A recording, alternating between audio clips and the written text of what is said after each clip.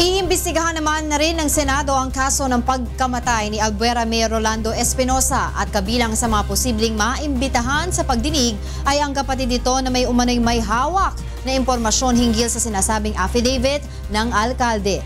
Ito ang balita ni Joyce Balancio.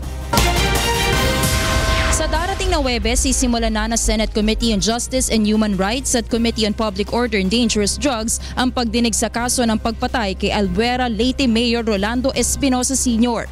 Layo ng pagdinig na malaman ang katotohanan sa likod ng insidente, lalo na't napaulat na may mga binanggit na mga pangalan si Espinosa sa kanyang affidavit na umanay sangkot sa operasyon ng iligal na droga sa bansa.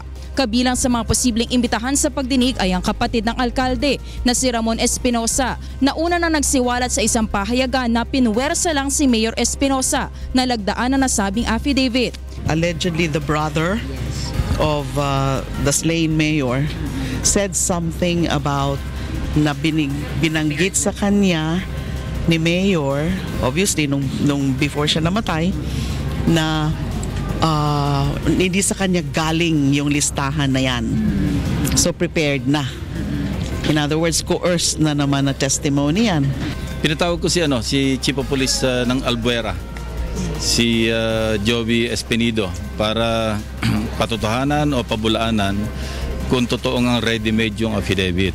Isa si Senator Laila de Lima sa mga pinangalanan umano sa salaysay ni Mayor Espinosa, kaya nais niya mapaharap sa Senado ang kapatid nito upang mabigyan linaw ang issue. Anything that can help out for proving my defense and for proving my innocence. And, talagang may mga nagmamaniobra ng lahat ng ito na pinapalabas nga na involve ako. Maituturing din anyang extrajudicial killing ang kaso ni Espinosa, kaya dapat itong masusing imbestigahan. Mga may kagagawan yan are security forces. I mean, these are policemen, right?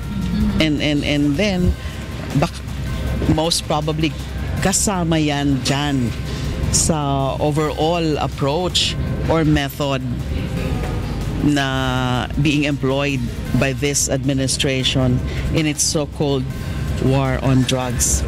Maliban kay Espinosa, tatalakayin din ng Joint Committee hearing ng Senado ang kaso naman ng pagpatay sa mayor ng Datu Saudi Ampatuan sa Mindanao, kung saan sangkot din umano ang ilang tauhan ng pulisya.